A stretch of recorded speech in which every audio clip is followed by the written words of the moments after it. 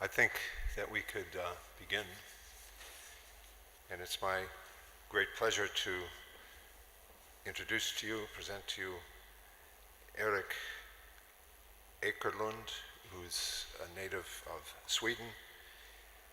He did his doctorate at the University of Uppsala. Since 2007, he has been a lecturer at the Newman Institute in the same city, which was founded in 2001 and is a small Jesuit institute of higher education with full recognition in the country. He lectures mainly in metaphysics and epistemology and philosophical anthropology, and his research is primarily in medieval philosophy and early modern philosophy with a special emphasis on Francisco Suárez. So he will be speaking to us today on Suárez and the metaphysics of democracy. Eventually there will be a dispensa, a handout, and but anyhow we will begin. The handout's not necessary at the beginning, but it will be coming. So please, thank you. So thank you very much, and thank you very much for having invited me. It's a great privilege to be given the opportunity to speak here to honor one of the greatest philosophers and theologians of all time at the very university college where he taught. And what better way to honor past philosophers than to wrestle with them and their thought and views in relation to the pressing issues of our own times, in order to learn from their wisdom and gain from their intellectual work. In this spirit, I will look at one of the foremost phenomena or topics in our contemporary world, together with Suárez, democracy and its foundations. The explicit topic of democracy has come up more recently, I would say, in the Western world than perhaps ever since the fall of the Berlin Wall and the Eastern Bloc. Certain political movements and electoral results are seen by some to threaten the very foundations of Western democracy in what is considered proto-totalitarianism and a rejection of societal plurality. Read here Front National in France or Trump and Trumpism in the US. However, the very alarmism against these movements and electoral results has in its turn been seen as a threat against democracy, going to the very core of the democratic values, free elections by the people of their representatives. To some extent, it's the very essence or nature of democracy that is at stake in these debates. Considering the wide acceptance of the creed of democracy in the Western world, it is rather surprising how relatively little theoretical attention it receives. This would hold both as to the level of theoretical reflections of ordinary citizens, amongst whom an at least rudimentary understanding of, say, some quite advanced science can be found, of ordinary citizens, I say, as well as in the academic community. Regarding this latter fact, and regarding how it connects to the former, renowned political theorist Robert A. Dahl has stated that, and this is quote number 1 on the handout that's coming out, quote, "What might loosely be called democratic theory depends on assumptions and premises that uncritical advocates have shied away from exploring, or in some cases even openly acknowledging. These half-hidden premises, unexplored assumptions, and unacknowledged antecedents form a vaguely perceived shadow theory that forever dogs the footsteps of explicit public theories of democracy," end quote. It is, of course, not antithetical to both hold democracy as a creed in its sphere and at the same time expose it to thorough intellectual reflection. On the contrary, without this kind of intellectual reflection, a creed will stiffen, dry up, and be swept away at the first cold winds that threaten it. Some examples of such half-hidden premises, unexplored assumptions, and unacknowledged antecedents would be, in the form of questions, is the democratic creed descriptive or prescriptive? That is the political order democratic, or should it be? Or if one rejects this as a false dichotomy, what is the relation between the descriptive and the prescriptive in the democratic creed? There is always a difference between rulers and ruled in a democracy. I mean, some people are always excluded from ruling in a democracy, right?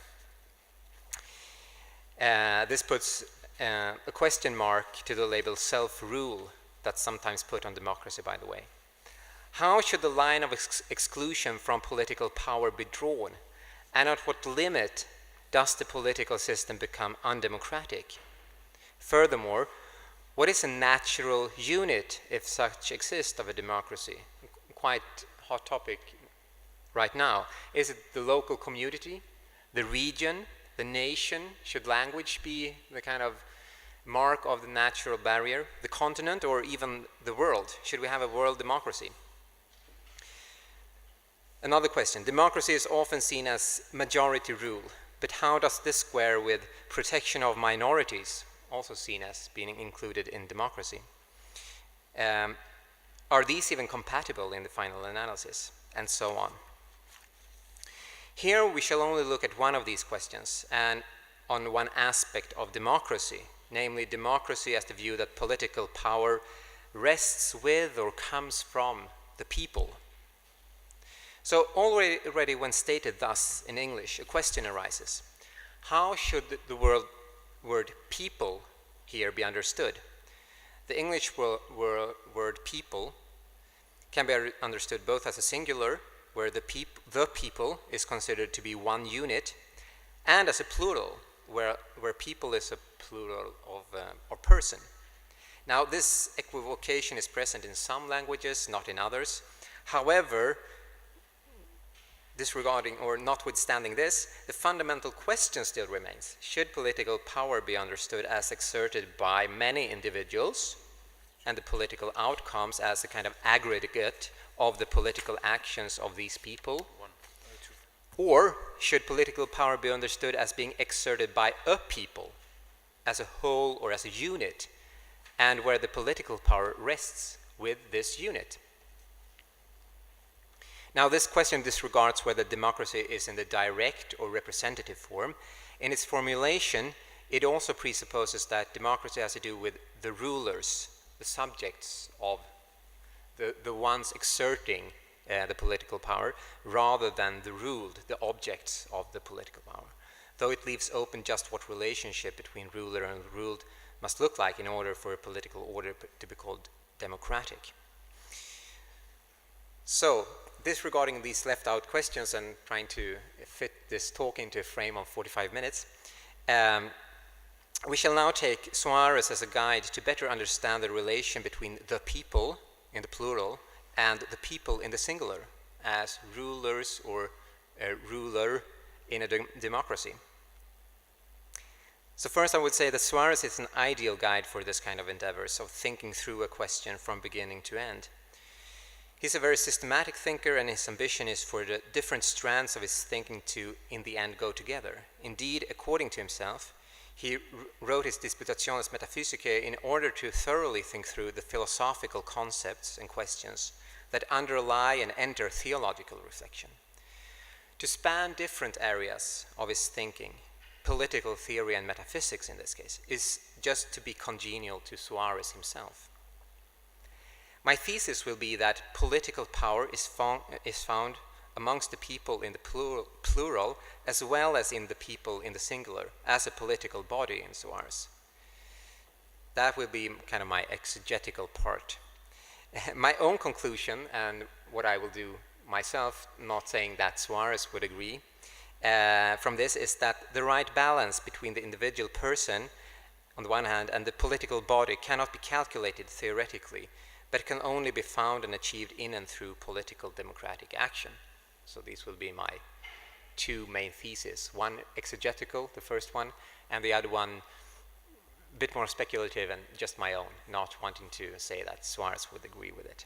So, first, what view did Suárez have on political power, and how is it legitimate political power exerted? Well, fundamentally, Suárez' view on political power could be called democratic, though I mean anachronistically, Anyway, we can talk about that later. Because all political power comes from and is legitimately exerted by people or the people. In the De Legibus, on the laws, which will be the central text for my analysis, Suarez writes regarding political power, or the power to make civil law, that, and this is quote number 2 on your handouts, and you both have English quotations, and also for cases like this, when there's a translation, you have the Latin, or in one case, French original further back. So, quote number 2, quote, "The power in question resides by the sole force of natural law in the community of humankind," end quote, in hominum communitatem. So this is the basic view on political power. It belongs to the human beings as a whole or considered as a community. Regarding why it cannot fundamentally reside in one particular human being, Suarez writes that, quote, and this is quote number 3, "In the nature of things all men are born free, so that consequently no person has dominion over another. Nor is there any reason why such power should, simply in the nature of things, be attributed to certain persons over certain other persons, rather than vice versa," end quote. So political power belongs fundamentally to humankind, viewed collectively. It is interesting that political power, that is the power to make civil law, and political equality has the same foundation as natural rights for Suarez, that is human freedom. Here we come to the central topic for how should this collection of human beings be understood? Is it a mere aggregate of particular human beings, or do they constitute somehow a single whole over and above the mere collection of the constituting individual human beings?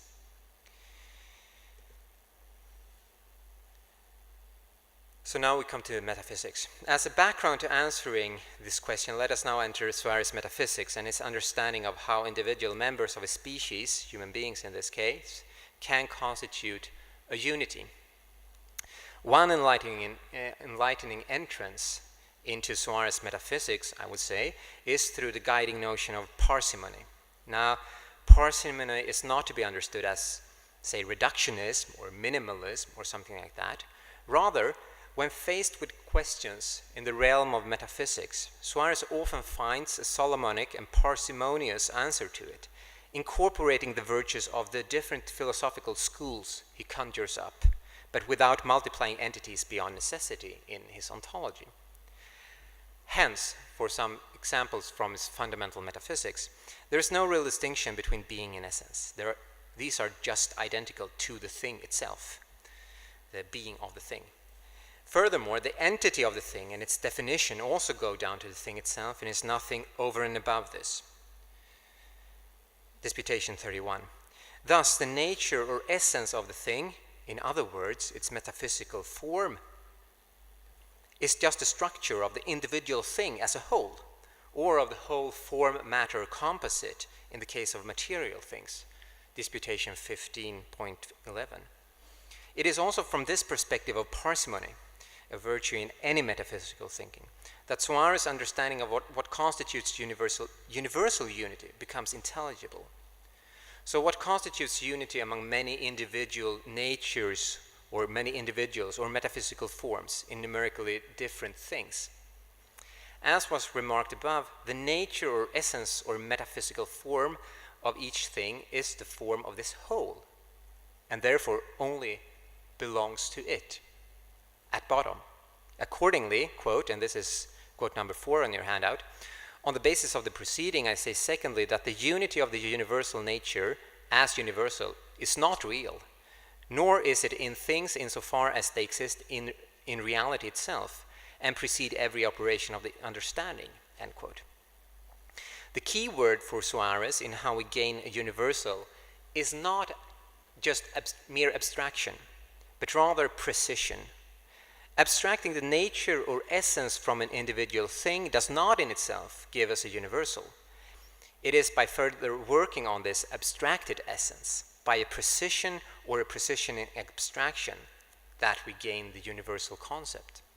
So quote, and this is quote number 5 on your handouts, if the nature of itself does not have entity distinct from the entity of the individuals, neither can it have real unity distinct from the unity of the individuals. Therefore, it can have no unity of itself, which it does not have in individuals.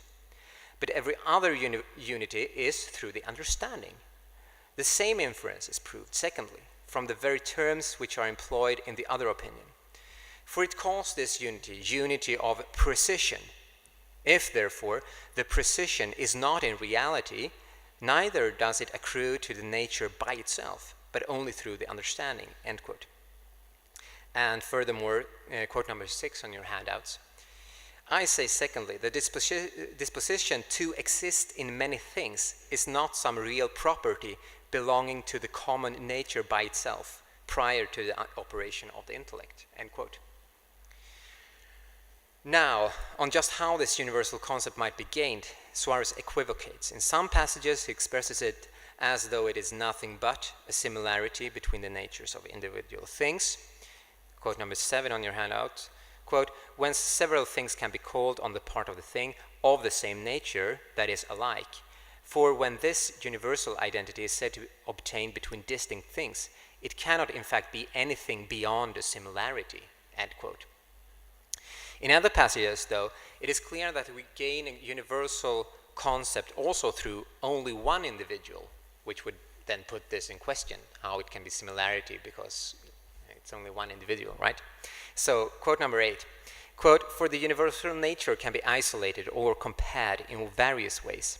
First, the common nature can be abstracted through a pure precision of the nature from every inferior, without any comparison either of the higher concept to the same inferior, or any comparison of the inferiors among themselves, as when the common nature is abstracted from Peter alone, simply ignoring the individuating properties, and sticking with the consideration of human nature. Secondly, the common nature can be abstracted through the comparison of singulars or inferiors, as when by comparing Peter with Paul, I know them to be alike in human nature, end quote. These accounts cohere, though, if one thinks of the comparison case as the fundamental, since Suarez states a nothing buttery, I mean, he says it's nothing but in that case, exactly when it comes to universality coming down to similarity. But with that we can also operationally go about precisioning a universal concept from merely one individual, where this would imply a possible or perhaps aptitudinal likeness of one thing to another.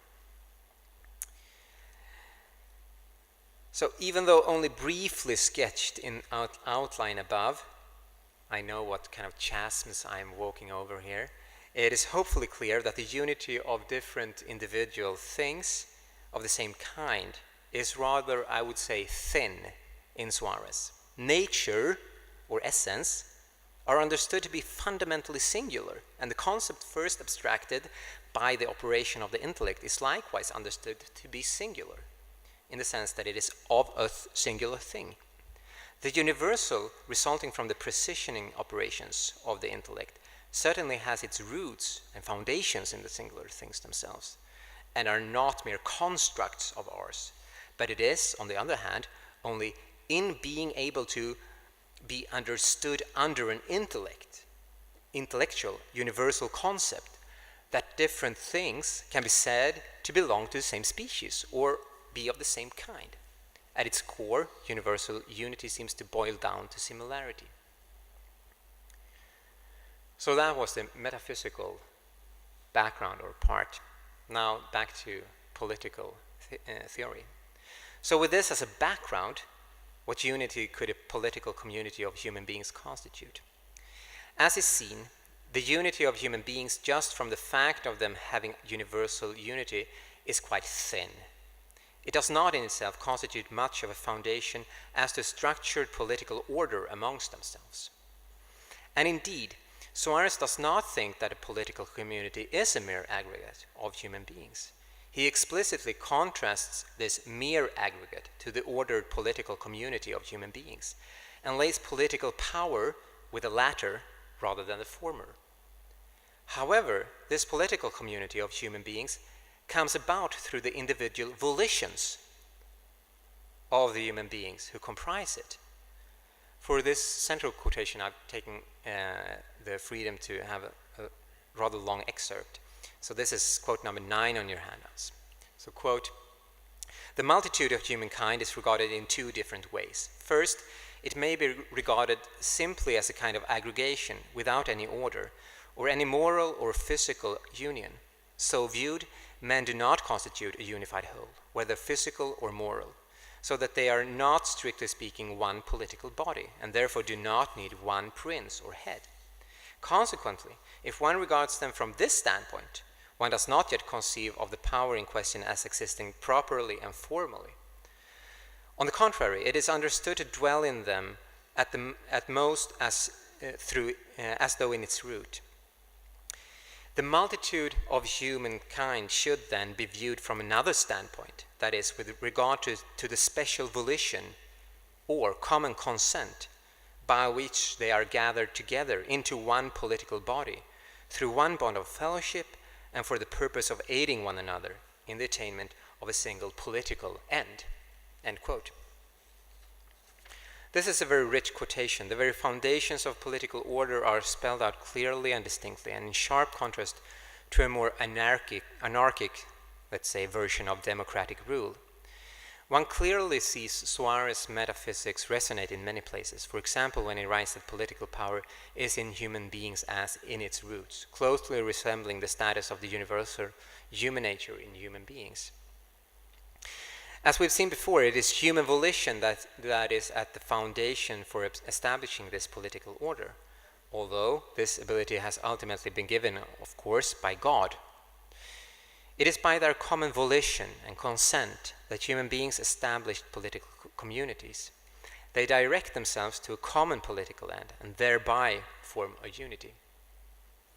But of what kind is this unity? After the quotation above, Suarez goes on to say that, and this is quote number 10 on your handout, quote, "Thus viewed, they form a single mystical body, which, morally speaking, may be termed essentially a unity," end quote.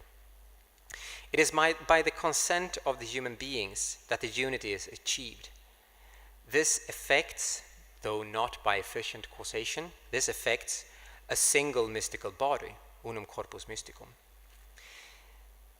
And here one must understand this as something more than just some universal unity of humankind or human beings. It is a body, some kind of numerical unity or unit.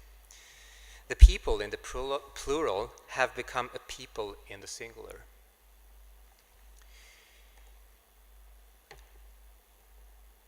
So just some more remarks on this concept of one mystical body, which in itself would merit a lecture, and which we've heard so well explained before today. This concept comes, of course, from the theological sphere and from St. Paul's understanding of the Church as one body, as the body of Christ. As St. Paul, Suarez also thinks that a mystical body needs a head.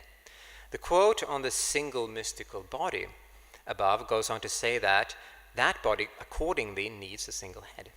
And indeed, it is fitting for the political body, or for the humans through the political body, to let oneself be subjected to such a head or prince. Although also with some elements, it might be important to point out, of legislative bodies, or at least councils in there as well. And quote, this is quote number 11 on your handout. "For though man was not created or born subject to the power of a human prince, he has been born potentially subject, as it were, to such power. And therefore, it is not in opposition to perceptive natural law that one should thus be subject in fact, even though this subjection is not derived directly from nature. On the contrary, it is consonant with natural reason that a human commonwealth should be subjected to someone, although, as we shall see, natural law has not in and of itself, and without the intervention of human will, created political subjection," end quote. And also quote number 12, quote, "It is as a rule expedient to add some element of common government, which is executed by a number of persons, this common element being greater or smaller, according to the varying customs and judgment of men. Accordingly, this whole matter turns upon human counsel and human choice," end quote. So just as a parenthesis, as a Swede, I must say that Suarez's political philosophy on this point is very consonant with the Swedish system of democratic constitutional monarchy. I'm going to try to make him the official political philosopher, I think. It is instructive, finally, to compare this understanding of the relation between body and head to that which exists in the most perfect mystical body, the Church. In Suarez, we find the concept in his Defensio Fidei from 1612, for example. There he writes against the multiple heads view, heads without one single overhead of individual churches, a view and an ideal upheld by the Anglicans. This is quote number 13 on your handout. Quote, that this is absurd and monstrous for the church militant of Christ in this world is easily understood by the one who considers that, according to Scripture, the Church of Christ is one mystical body, most perfectly instituted. For such a body requires one supreme potency, who has efficaciousness over all its members. This supreme potency belongs to one true person, or it belongs to one congregation, as we shall see later, because without such potency there cannot be oneness of obligation and conformity amongst the members of such a body. End quote. As seen, though, even in the case of the Church, the most perfect example of oneness of a mystical body of people, this potency does not necessarily reside in one physical person, but can also reside in a congregation, for example, in ecumenical council, presumably. So much more, then, should it be stressed that Suarez also leaves open such more communal congregations in the case of the political, not as perfect body. So some concluding remarks and conclusions, and here I'll summarize and just say, restate my thesis on Suarez and then become a bit more speculative myself. This then leaves us with an account of how the people in the plural and the people in the singular are related. It does not, however, give us the right balance between these two entities. I would say, though, that this has given us a certain insight regarding how to find the right balance between the individual people and the people as a whole, as a political body. For theoretical reflection and theoretical reasoning cannot find this balance, and we should be wary of a theory that claims that it can. And now to my own thoughts on this. Just as in the case of ethics, we can come to the extremes between which the right measure lies, but we can never calculate this right measure. Striking the right balance between the individual and the group in politics, in a democracy, for example, then, must, as other balances in the political order, be found in political action itself, and can never be the result of theoretical reflection. And this might also, to return to the beginning of this lecture, be a reason why democracy arouses so little enthusiasm as to its theory, also for its fervent adherents. The true glories cannot be found in theoretical reflection, though we need that also, indeed, in order to spell out these ramifications. Rather, the goodness and sometimes beauty of democracy is found in the everyday praxis and gory details of the democratic process. This is reminiscent of something Simone Weil once wrote regarding the little enthusiasm goodness evokes when portrayed in literature. And this is quote number 14 on your handouts. Quote, a man who walks naturally is a banal and uninteresting sight. Men who jump around and leap bizarrely make me stop and amuse myself for a while by watching them. But if I were then to see that they were barefoot and trying to walk on coals, everything would change. The jumps, the leaps are then frightening, intolerable to watch, and at the same time, through the horror, boring and monotonous. A man who walks naturally across the same coals, though, will arrest and hold my passionate interest. End quote. The point about democracy would be, quite other than that intended by Simone Weil, that it is not at the theoretical level, viewed in isolation as separate from the quite boring details of life in this world, that democracy arouses excitement or wonder. Its genius is only experienced in the very everyday workings of democracy, grey and dull as they may seem when viewed in isolation. G.K. Chesterton has made a similar point, but then explicitly about democracy, and this is quote number 15 on your handout. Quote, the principle of democracy, as I mean it, can be stated in two propositions.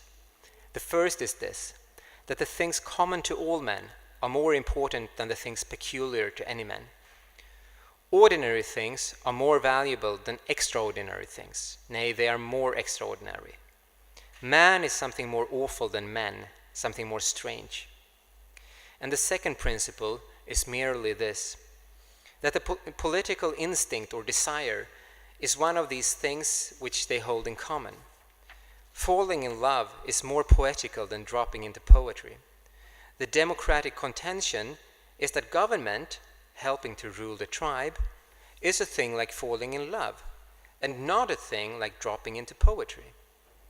It is not something analogous to playing the church organ, painting on vellum, discovering the North Pole, that insidious habit, looping the loop, being astronomer royal, and so on.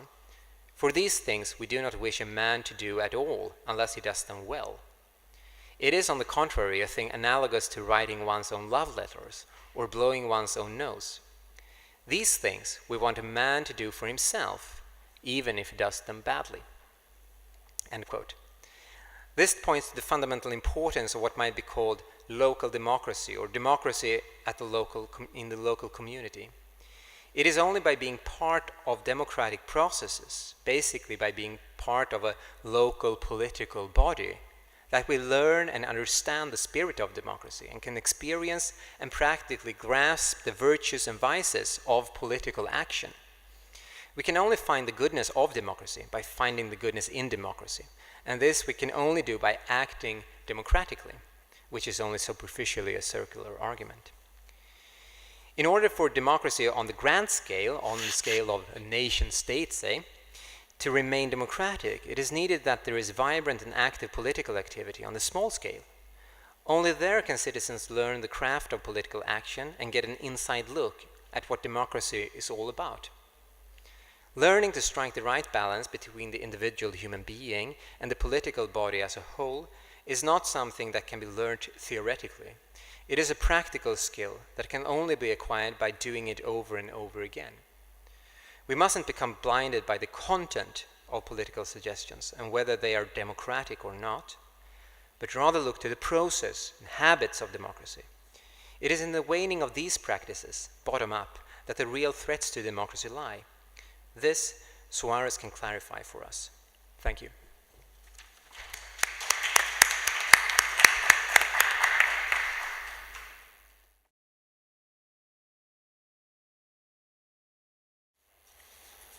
Our respondent today to the paper we've just heard is offered by Professor Daniel Heider, who teaches in the Faculty of Theology at the University of South Bohemia and teaches also at the Czech Academy of Sciences in Prague. He has a long list of publications on Suarez, including a number on his metaphysics, and so I'm sure we shall learn a great deal. Thank you. Thank you very much for the presentation.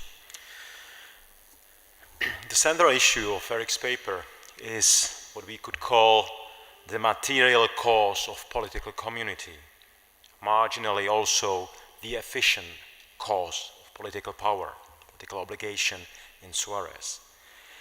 Suarez rejected the view that political power is invested in a singular person or in a group of people directly by God, the claim being targeted against the English King James I, who required an oath of allegiance from his subjects in 1606 and held that the only subject of this power could be the political community, originating from the explicit or implicit volitions of its members who are born free. As Erik shows, this perfect community must be qualitatively, ontologically speaking, different from a pre-political community equivalent to an aggregate of individuals or families who are not self-reliant economically, morally, and in security terms. If this perfect community is not a mere aggregate of individuals, people in plural, then how, Erik asks, are we to grasp its unity, the people in singular, that transcends a mere unity per aggregationem?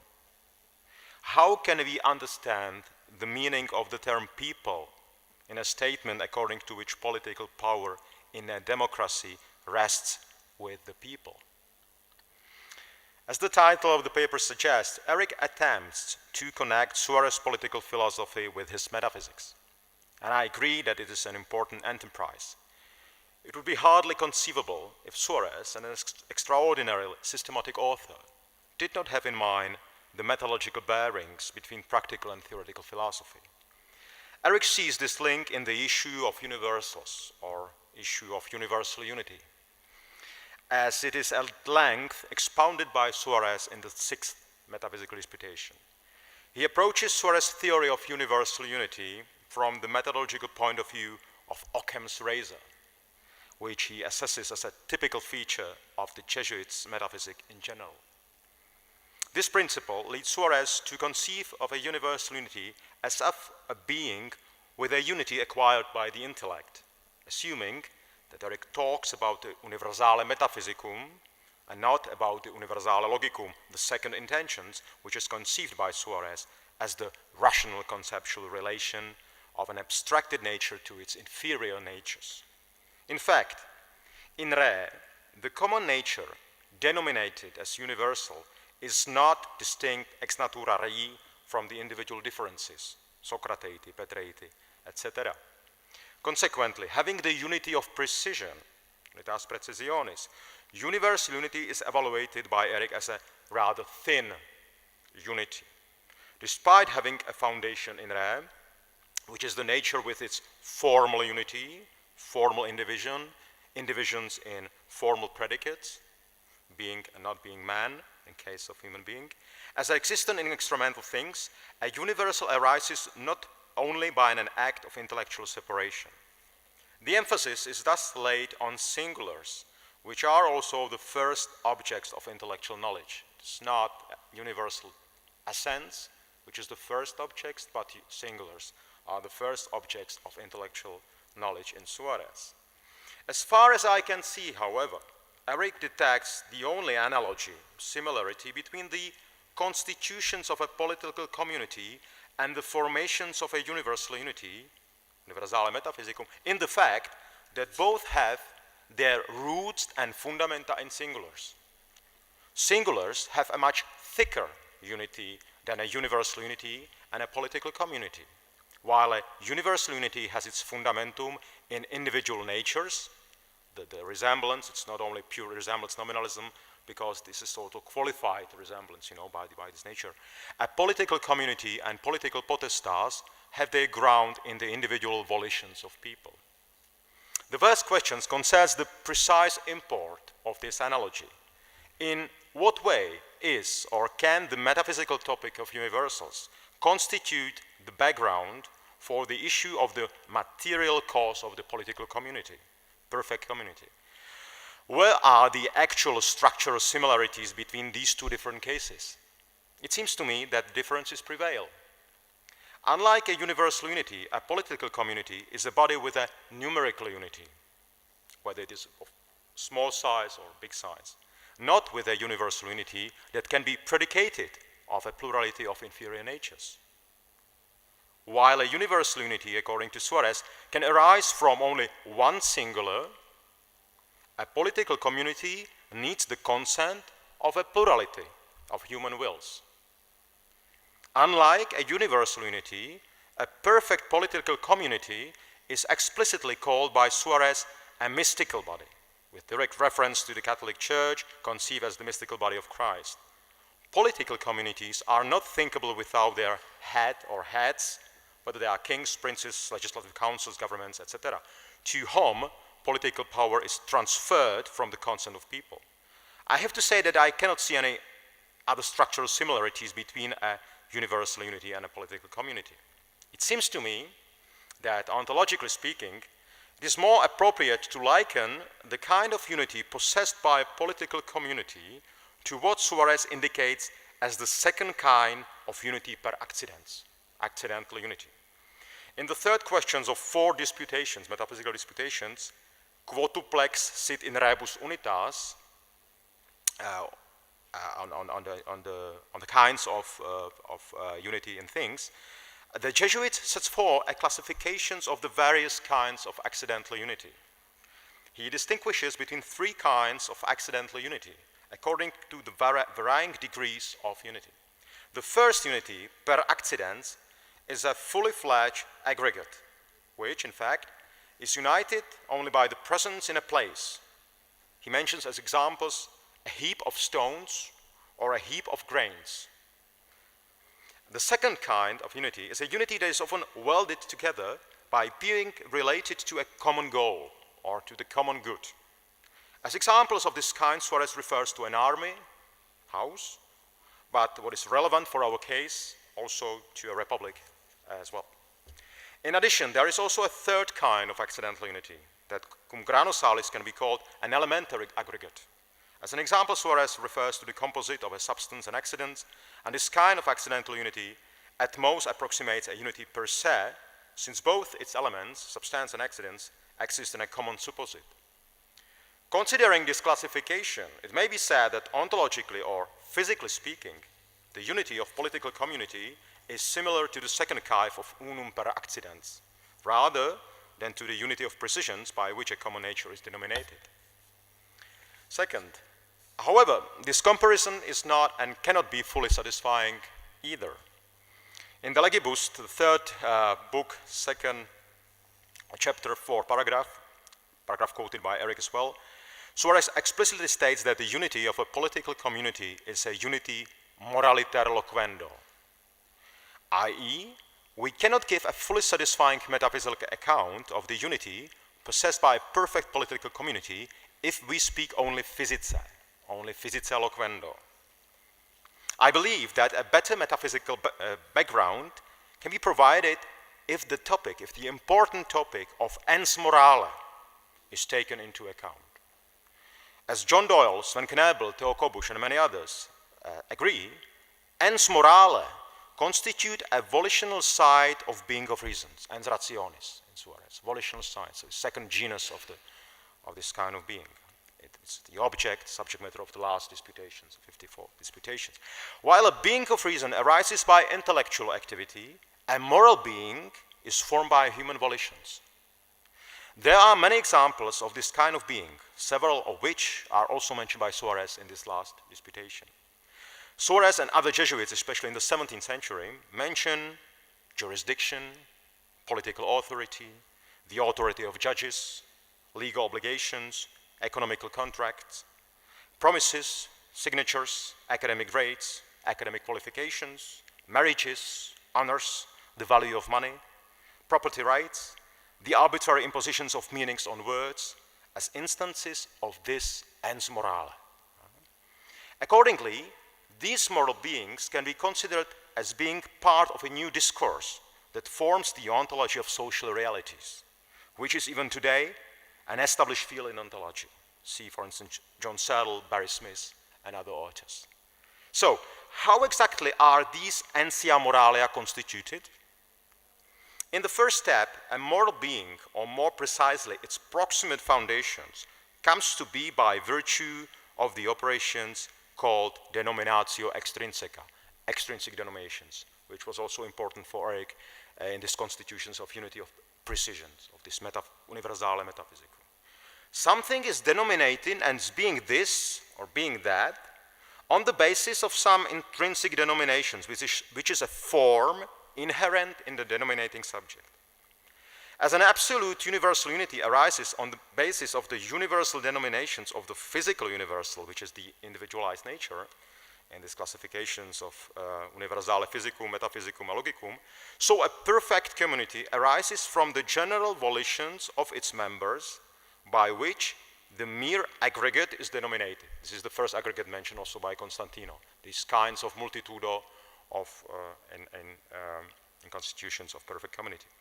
And nevertheless, as Suarez stresses, a mere extrinsic denomination is not yet constitutive of being a reason or of a moral being. It constitutes them if and only if the extrinsic denomination is conceived contrafactually, as if it were a quality that inheres in the denominated subject. Only through this counterfactual consideration are both being of reason and moral being constituted. It seems to me that just this from the ontological point of view, double character of ens morale, which is somehow present in Erik's presentations, is indicated by the thesis of Erik's paper, which goes like this, and this quote from Erik's paper: political power is found amongst people in the plural as well as in the people in the singular as a political body. So somehow this interplay, somehow this dialectics, let's say, is also at stake in these constitutions of a political community. So this is this analogy from my point of view. Further, I also have to admit that it is not clear to me what the author's positions is concerning the issue of the relationship between the act of constitutions of a political community and the act of formations of political potestas. But as I noticed in the previous lectures, it's not clear for many, let's say, experts in political philosophy of Suarez, you know. So what are precisely, you know, the proximate efficient causes of these political potestas, you know? It's really tricky questions, and the experts are not agreed to one solutions, you know. So I asked Erik if he can spare a word about that. In this context, what I would like to, let's say, contribute from my point of view, Suarez mentions one very important, metaphysically speaking, one very important, let's say, topos, metaphysical topos. He says that this political power, potestas, emanates by resultantia naturalis from the political community. Constantino spent some time on this issue, you know, this relationship, and he mentions this very important concept, let's say, natural resulting. This notion of resultantia naturalis can be, in my opinion, be considered as an important metaphysical topos directly applicable to Suarez metaphysics of democracy. You know. Typically, as I know from his metaphysics and philosophy of mind, Suarez understands natural resulting as a discrete, efficient causality of an emanating subject. You know. So there is an analogy with the soul. Soul, let's say, generates natural resulting toward powers. And of course, the soul is created, rational soul of man is created by God, but it's not God who immediately creates the propria, who creates passiones, you know, intellect and will. Intellect and will, as necessary accidents of the rational soul, emanates by this kind of resultantia naturalis from it, which means for Suarez that they are, let's say, caused by efficient causality of the soul itself. So this is this metaphysics of substantial forms in general toward their propria. Also water generates efficient causality toward the coldness as proprium, proper quality of water. When it is heated, so after it's reduced back, it's reduced to the primordial quality of coldness. So I think that these notions can, let's say, cast a light, throw a light a bit on this mark issue, you know. So I would like, that's why I wanted to mention it here. So, thank you, that's what I wanted to say.